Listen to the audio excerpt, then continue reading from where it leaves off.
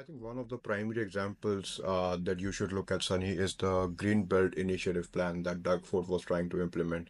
Now, what that Green Belt Initiative was that Doug Ford was trying to open up some land that was secured under the Green Belt Initiative.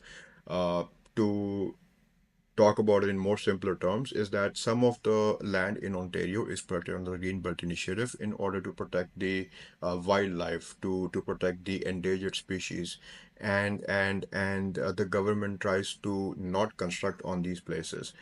What Doug Ford did, he tried to open up this land to complete on his campaign promise of building 1.5 million homes. And the area that he opened up in the Greenbelt area on the Niagara side of Ontario, he was trying to come out with 50,000 more homes so that he can increase affordability for the people in Ontario. In my opinion, I think that this could have been done a little bit better. This could have been handled a little bit better. And rather than building homes in a green belt designated area, you could have done that by introducing a little bit more subsidies and grants and rebates for builders to develop more houses in Northern Ontario, which is still suffering through a lot. I mean, there are still cities in Northern Ontario where population does not exceed more than 10,000 or 9,000, 11,000. However, speaking on this Greenbelt scandal, um, when he opened the designated area under the green belt, people came out with a lot of issues. Green belt was designed to be there to protect the endangered species, to save the wildlife, to not to be able to touch the land which is not stable to build houses, and yet this is exactly what he does. Um, and even the Auditor General of the province came out and said that when the decision was made by the Premier, it was extremely rushed and was favored into some specific developers' terms.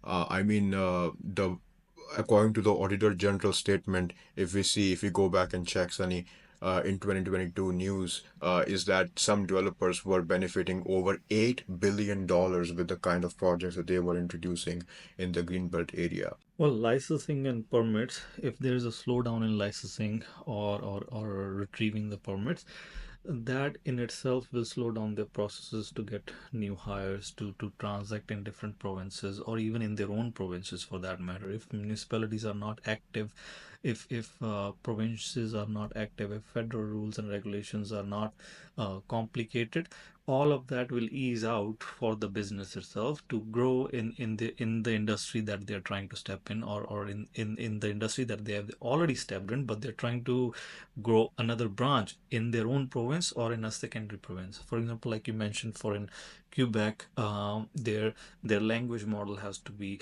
French when they're implicating any packaging or any of those rules and regulations, or even their admin tasks when they're filling out the forms and everything. So imagine if somebody residing or somebody operating a business in Ontario is trying to shift or trying to open up a new branch, because Quebec is one of the closest province to us. So let's say they're trying to open up a new branch in the area, and the very first thing that they're gonna encounter is what? French language. So they would have to have somebody that is acknowledgeable in French and can handle all the aspects, all the rules and regulations, all the admin tasks, and all the hiring done in Montreal, or in Quebec, and navigate through that scenario. Talk about federal and provincial policies being able to ease out for the small businesses to conduct their business.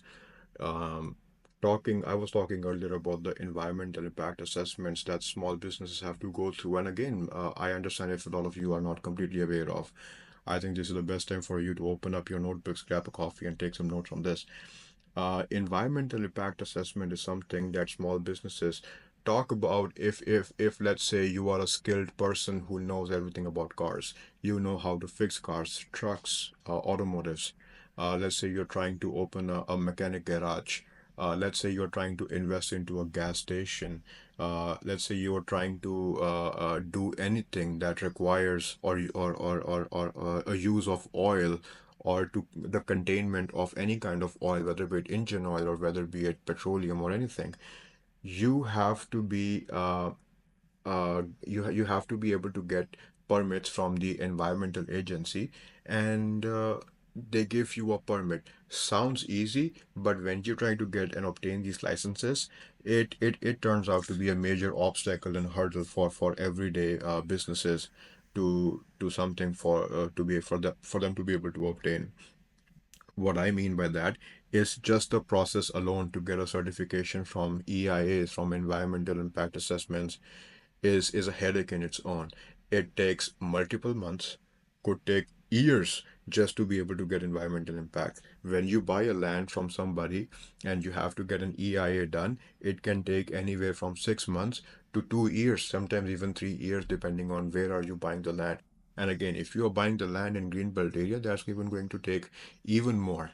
And how will a small business survive? Because if let's say somebody is trying to start a business, they have to go through this permit process of getting an EIA. If you are buying a land, you have to be able to get funding from a bank. How will you pay the bank while you're having the EIA? You are only going to be able to pay your mortgage back to the bank if you have an income coming through from the business. If you haven't even started a business, if you have already taken financing from a bank to purchase the land, and the EIA process alone is taking you 6 months, 1 year, 1.5 year, how are you going to be able to pay the bank until the next 1 year before you can even begin the construction on your project? So this is something which can become a very huge issue from a small scale to a very big scale. And this is what I feel that all the liberal government has to address when they are talking about reducing restrictions, reducing barriers in the CFTA. And trust me, this does not only exist in Ontario. I am speaking to you from Ontario, but if you look at the other 9 provinces in Canada, they also have some similar programs in place. And these permits, these licensing, unwanted, unnecessary permits, they can really hurt small business on a very huge scale.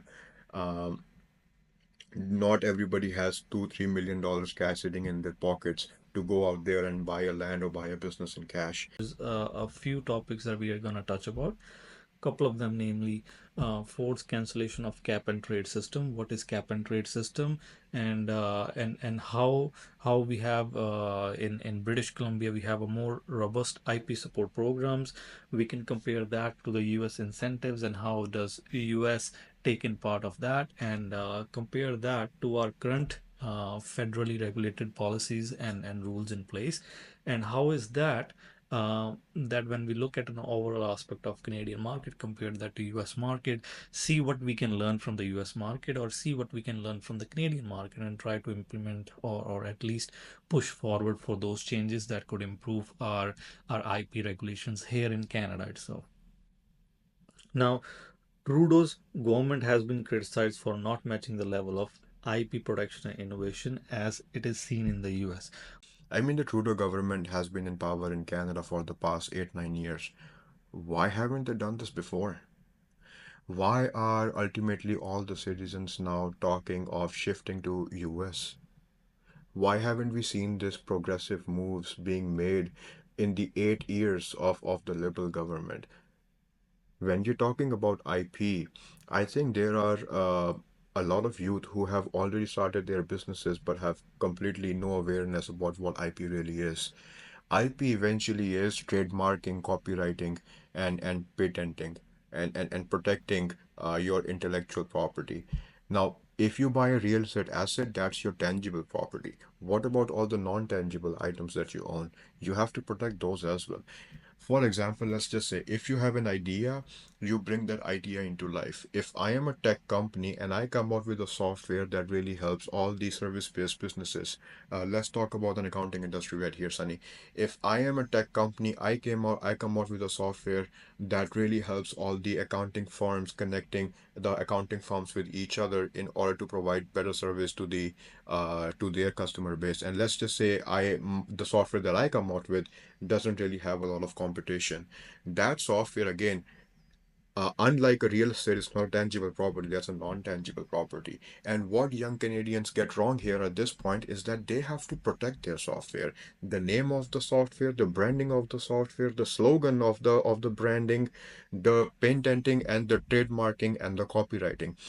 Seems like a lot, but initially all this stuff is extremely important so that you don't have a competing business coming out with the exact same software, trademarking before you do, and exceeding better than you. Because now, if they trademark or if they patent or if they copyright before you do, well, the software belongs to them. You will become a copycat, even though you came out with the original idea. That this is how IP is not being taught, I think, good enough to the citizens in Canada. And I think Liberal government should take some ideas from British Columbia's Premier David Eby, who came out with something called Accelerate IP that actually trains and gives grants in the amount of somewhere between 20 and $25,000 to young Canadians as long as they fulfill some provisions under that program. But the main part for to focus here is that giving the proper amount of training, giving the proper amount of amenities uh, for the young Canadians to be able to learn about these things so that they can act from the very beginning, from the get-go when they are launching their business. There are again a thousand other things that come under this topic, but this is where I'm going to leave right now. What are your thoughts about this, Sunny? I agree. Differences between Canadian market and US markets are very straight, where US is providing direct subsidies for all of this IP integration, whether it being clean technology, research and development, or any of the linking that has to do with innovations for a company to grow. It could be, say, moving away from fossil fuels towards more clean energy producing. All of that requires new technology, new research, new development, figuring out which pathways the company has to take in order to implement that. Now, those things, they actually have a limitations in terms of the company. When they're producing something, they have a cap on it. So if they are overproducing or something like that, they will have to pay whatever the quota is based on the rules and regulations by the province. On the other hand, if somebody in US is trying to implement some new technologies, they are given grants. It could be in a couple of $1,000s and stuff like that, but that is a direct compensation for the company, and they can use that grant right there, right then, to improve on technologies and stuff like that.